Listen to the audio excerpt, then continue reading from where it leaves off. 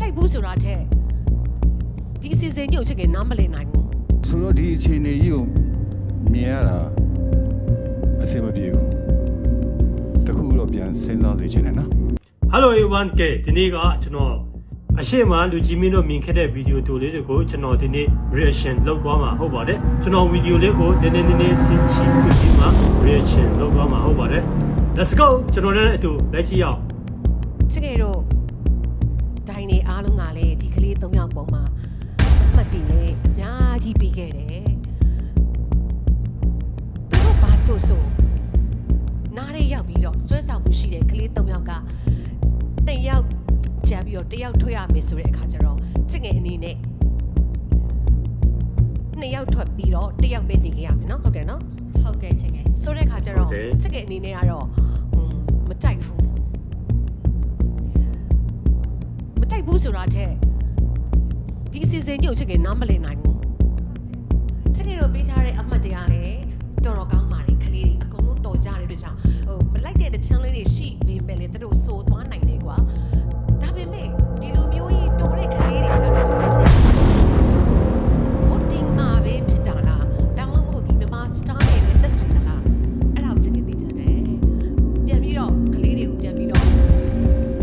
သက်ဆိုင်ရာလူချင်းနေနဲ့ရွေးချယ်စစ်စစ်ချင်တယ်ဒါချက်ငယ်ရဲ့စန္ဒအားလုံးကကြိုးစားခဲ့တယ်ရတဲ့နဲ့အောင်မြင်မှုလေးရတယ်ဒါတော့ပြန်ဝဲတစ်ခုအနေနဲ့ပေါ့ဒါပေမဲ့အဲ့ဒီစိတ်ထဲမှာကဗုဒ္ဓင်ကိုဦးစားပေးတယ်ဆိုပေမဲ့ဗုဒ္ဓင်တစ်ခုလေးကိုကြည့်ပြီးတော့မပေးနိုင်တဲ့အရက်တွေဒါဆိုတာလည်းရှိသေးတယ်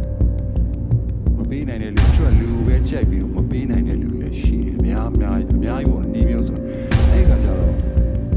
ပြန်တဲ့ကလေးတွေရဲ့အရေးချင်းတွေကကိုယ်တွေသိဆုံးပဲလေလူကဘယ်လိုကောင်းလဲဘယ်လိုကောင်းလဲသိဆုံးပါဆိုတော့ဒီအခြေအနေကြီးကိုမြင်ရတာအဆင်မပြေဘူးတခုတော့ပြန်စဉ်းစားစေချင်တယ်နော်ဒါပေမဲ့ဒိုင်းနေတော့ဒါတော့လုံးဝအဆင်မပြေတော့အဆင်မပြေချီးတဲ့ပရိသတ်တွေအတွက်လည်းလုံးဝအဆင်မပြေဘူးဒီချပါတော့ဘာကြောင့်အဆင်မပြေလဲဆိုရင်တော့နန်းညီနဲ့ဂျိုးဦးကတော့ဒီညတကယ်တမ်းဆိုရက်ခုံမှာလုံးဝမထိုင်တင်ဘူးဒိုင်းနေပြတဲ့အမက90ဗုတ်တင်က90ဟုတ်တယ်ဒီဗုတ်တင်စနစ်နဲ့တွားမယ်ဆိုတော့တကယ်ဆရာစောပြောတာလို့ပဲကျွန်တော်ဒီဗုတ်တင်စနစ်တကယ်တမ်းဆိုတော့ကောင်းလားဆိုတော့ကောင်းတယ်မကောင်းလားတကယ်တမ်းနည်းနည်းတော့တိတ်မကောင်းဘူးပေါ့နော်ဒိုင်းနေပြတဲ့အမကတကယ်တမ်းဆို80ရာခိုင်နှုန်းပြီးမှဗုတ်တင်စနစ်က30ရာခိုင်နှုန်းလောက်ဆိုရင်တော့အဆင်ပြေတော့လေတော့ဒါကတော့ကျွန်တော်အမြင်ကိုပြောတာပေါ့နော်ပရိသတ်တို့ရဲ့အမြင်ကိုလည်းဘယ်လိုလဲပရိသတ်တို့ရဲ့အမြင်ကိုလည်းပြောပြပါလို့ရပါတယ်ပြီးတော့ကျွန်တော်တို့ပြောမယ်ဆိုရင်ဒီညဒီလိုဖြစ်ခဲ့တဲ့ကြရက်အကြောင်းကိုပြန်ကြည့်မယ်ဆိုရင်ပြန်လေသုံးသက်ကြည့်ရမယ်ဆိုရင်ကျွန်တော်တို့ပြီးခဲ့တဲ့အပတ်ကကိုပြန်ကြည့်ရမယ်ပြီးခဲ့တဲ့အပတ်ကဘာကြောင့်နေရောက်ပြီးခဲ့တဲ့အပတ်ကနေရောက်ပြုတ်ပြီးအဲ့နေရောက်ပြုတ်တဲ့ကနေတခါလဲနေရောက်စလုံးဖြုတ်လိုက်ရင်ဒီညရဲ့ပြဿနာကတော့ဒီလောက်ထိဖြစ်လာစရာအကြောင်းမရှိဘူးပြီးခဲ့တဲ့အပတ်ကိုပြန်ကြည့်ရမယ်ဆိုတော့ဒီကနေပြန်ပြောကြည့်ရမှာကျွန်တော်ကဒီထက်မှကျွန်တော်တို့ပြီးခဲ့တဲ့ဟာကိုဒီကနေ့ဆိုကျွန်တော်စစ်ဆရာမလို့ဒီထဲမှာနေရောက်ဒီပြုတ်သွားမယ်ဒီနေရောက်ပြုတ်သွားခဲ့လို့ရှိရင်ဒီဘက်မှာကပြုတ်ရမှာတယောက်ပဲအဲ့ဒီတယောက်ကဘယ်သူပြုတ်မလဲဆိုတော့လဲကျွန်တော်တချို့တော့သိမှာပဲအကြေရွေးပေါ့နော်ပြီးခဲ့တဲ့အပတ်မှာနေရောက်စလုံးကိုပြုတ်လိုက်ပြီးမှဒီဘက်မှာပြုတ်ရမှာတယောက်ပဲဆိုရင်ဒီဘက်မှာပြုတ်ရမှာဘယ်သူလဲဆိုတော့လဲကျွန်တော်ကြည့်နေတဲ့ပရိသတ်တွေအများအပြားတော့သိတယ်ဒီတစ်ပတ်မှာပြောရမယ့်သူကဘယ်သူလဲဆိုတော့ကျွန်တော်တွေ့ရိုက်ပြီးမှပြောရမယ်ဆိုရင်တော့မြန်မာပြည်မှာ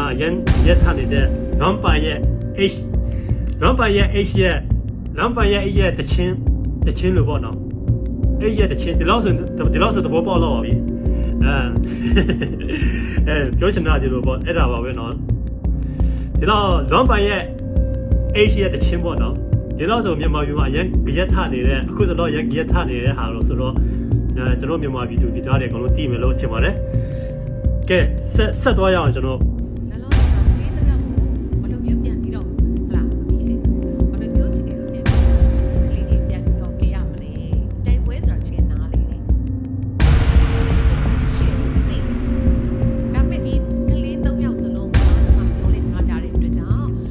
ကလေး ဟုတ်တယ်တန်တဲ့ကလေးတွေတော်ကြတယ်ဟုတ်တယ် အရေးကြီးရှိတဲ့ကလေးတွေရောအများကြီးပါသွားတဲ့ခါကျတော့ဒီမြန်မာစတာတွေဆုံးရှုံးမှုမဖြစ်နိုင်ဘူးလား ဟုတ်ဒီထဲမှာတော့ကျွန်တော်ပြောချင်တာတခုရှိတယ်မြန်မာစတာအတွက်ဆုံးရှုံးမှုမရှိနိုင်ဘူးဆိုတာဒီထဲမှာအမမေးခွန်းထုတ်သွားတာရန်ကောင်းတယ်အကေ၍နန်းနီနဲ့ကျော်ဦးကဒီညရဲ့ဟိုဘယ်လိုပြောမလဲပေါ့နော် result ထဲမှာသူတို့ညောက်တာထပ်သွားတာကြည့်လိုက်မြန်မာပြည်မှာကြက်အများကြီးထားသွားလိမ့်မယ်မြန်မာပြည်မှာကြက်အများကြီးထားတော့မြန်မာစတာဆိုတာဘယ်လိုပြောမလဲအတိတ်ပေမရှိတဲ့ဟာအရာကြီးတစ်ခုလိုဖြစ်သွားလိမ့်မ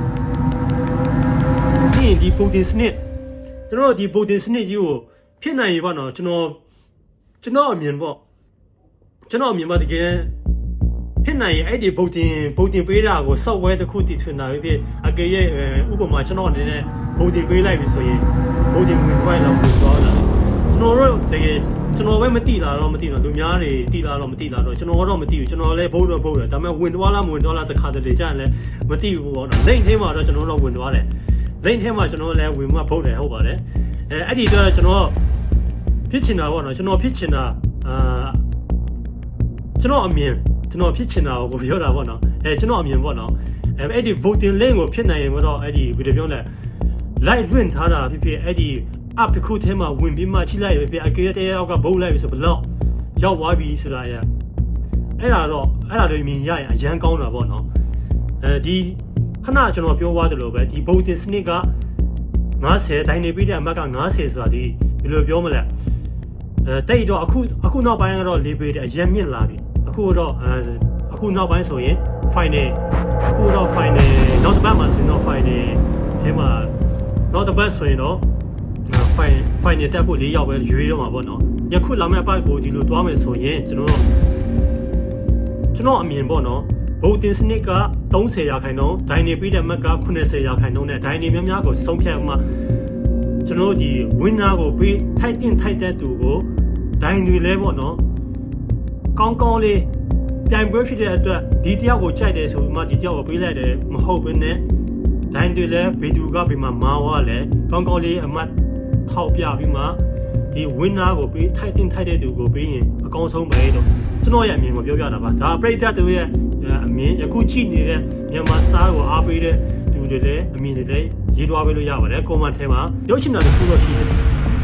အခုဒီနောက်ပိုင်းကဘယ်လိုပြောမလဲဒီပုံတင်စနစ်နဲ့ပဲတွားတော့အခုဒီနောက်ပိုင်းရဲ့ပုံတင်စနစ်ကိုတွားမယ်ဆိုရင်ဘယ်လိုပြောမလဲမြန်မာစတာရဲ့အတွက်ဘယ်လိုပြောလဲငွေရှာဇက်ကွင်းတစ်ခုလို့အတုံးချခံနေရတယ်လို့ဒီလိုအတွက်လေးကိုတော့မှကျွန်တော်မြင်ပြီးမှကျွန်တော်စိတ်ထဲမှာခံစားပြီးတာပေါ့ဒါလေးကိုလူကြီးမင်းတို့ကဘယ်လိုမြင်လဲဒါကျွန်တော်မြင်တော့ဘယ်လိုပြောမလဲလှုပ်ဆက်များလားလို့အဲ့လိုလှုပ်လိုက်တယ်လားလို့တော့မှထင်မိတာပေါ့နော်ကြည်ရင်းနဲ့ဘယ်လိုဖြစ်တယ်လဲဆိုတော့ပြီးခဲ့တဲ့အပတ်မှာနေရောက်ပြုတ်ရမှာကိုမပြုတ်ဘူးနဲ့တယောက်ကိုဘယ်ပြုတ်မှတယောက်ကိုစစ်လိုက်တယ်အဲ့ဒီတော့ဗုဒ္ဓင်တစ်ခုပေါ့နော်ဗုဒ္ဓင်တစ်ခုအတွက်နောက်တယောက်အတွက်ငွေပြန်ဝင်ငွေ income ပေါ့နော်ပြန်မှပုံမှဝင်လာတယ်လို့ပဲဒါကျွန်တော်ရဲ့အမြင်ပေါ့နော်အရင်ကမြန်မာ idol တို့ဘာလို့ဆိုရင်တော့နောက်တစ်ပတ်မှာပြုတ်မယ်ဆိုရင်ပြုတ်မယ်စစ်မယ်ဆိုရင်စစ်မယ်တို့ကတစ်ခါလဲဆိုတစ်ခါလဲတန်းလောက်သွားတော့ပေါ့နော်ယခုဒီမြန်မာစတာတော့နည်းနည်းလေးရှုပ်ထွေးတဖြည်းပေါ့နော်တဖြည်းချိကောင်းတယ်လို့နဲ့ချိမကောင်းတာလို့မဆောင်းလို့ဖြစ်လာတယ်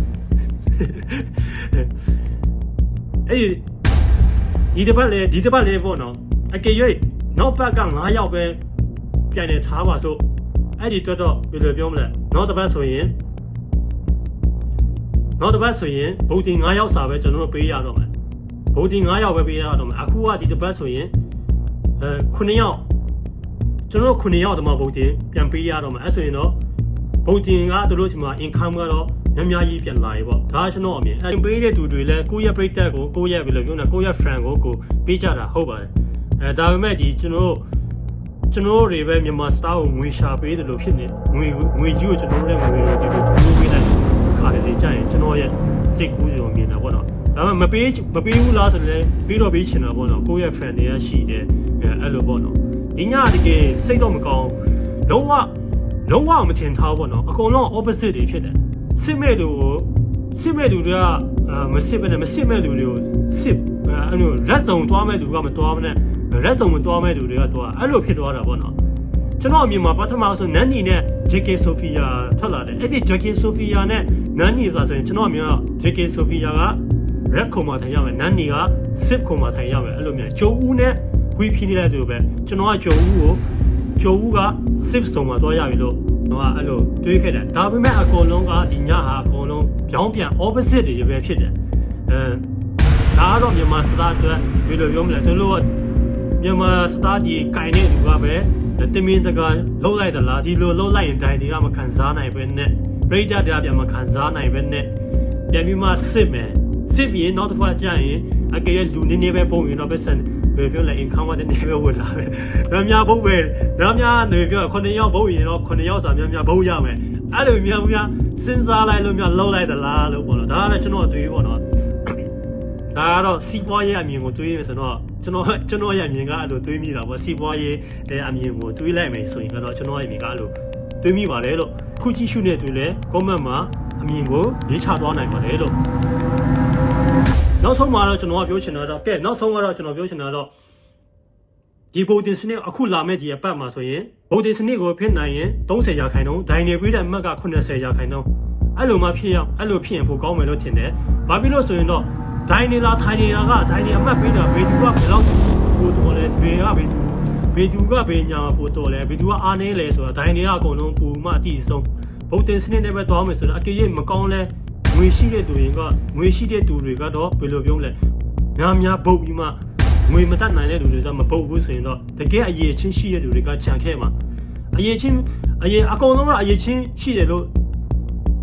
တချို့လူတွေအရေးချင်းမရှိဘူးလို့မဆိုလို့ချင်တာမဟုတ်ဘူးအကုန်လုံးကအရေးချင်းရှိလို့ top 7 ထိရောက်ခဲ့ကြပြီဒါပေမဲ့ဝင်နာရတဲ့သူကတူပဲဝင်နာရတဲ့သူကထိုက်တန်တဲ့သူကိုဝယ်ပေးတာကအကောင်းဆုံးပါပဲလို့ဒီဘယ်လိုပြောမလဲတချို့လူကအတန်ရန်ကောင်းတယ်ဒါပေမဲ့ဗုဒ္ဓစနစ်နဲ့တွားတော့ဘယ်လိုပြောမလဲမြန်မာပြည်ကအကုန်လုံးကအင်တာနက်အကုန်လုံးရနေတာမဟုတ်ဘူးကျွန်တော်ကမြန်မာအင်တာနက်အကုန်လုံးမရတော့တချို့ဒေသမှာဆိုရင်ဗုဒ္ဓပေးလို့လည်းမကြောက်တချို့လူတွေကဒီ live ပြုတဲ့အချိန်မှာဆိုရင်ကြီးလို့ရလိမ့်မယ်အဲ့လိုဖြစ်တာပေါ့နော်ဖြစ်နိုင်ကတော့ကျွန်တော်စောစောကပြောသွားလို့ပဲကျွန်တော်အမြင်ကကျွန်တော်ဖြစ်ချင်လိုချင်တာပေါ့နော်ဗုဒ္ဓကိုလည်းအပ်တခုဒီစင်ဖြစ်စေ live လွှင့်ထားတဲ့ဖြစ်စေဒီဘယ်လိုပြောမလဲပရိသတ်တွေတချို့လူတွေဗုဒ္ဓလောက်တဲ့အချိန်မှာမြင်ရအောင်ဒီလိုမှမဟုတ်ရင်စောက်ဝဲတစ်ခုလုပ်ပြီးမှအဲ့ဒီစောက်ဝဲထဲမှာဝင်ချလို့ရတဲ့အရာဗုဒ္ဓစနစ်တွေလောက်ထားပြီးရင်ကောင်းပါတယ်လို့ဒါကတော့ကျွန်တော်အမြင်ကိုပြောတာပါလူတိုင်းရဲ့အမြင်ကိုပြောပြသွားနိုင်ပါတယ်လို့မကြည့်ရသူတွေအကုန်လုံးလည်းဒီဗီဒီယိုတွေကိုမြန်မာစတာရဲ့ link ထဲမှာမြန်မာစတာထဲမှာအစနဲ့ဆုံးအကုန်လုံးတော့ကြည့်လို့ရပါတယ်ကဲကျွန်တော်တွေတော့ဒီနေ့ဒီညတွေပဲရက်ပါပြီကြည့်ရှုပေးခဲ့တဲ့အတွက်ယခု viewer တွေအကုန်လုံးကိုအထူးပဲကျေးဇူးတင်ပါတယ်လို့ bye see you next video everybody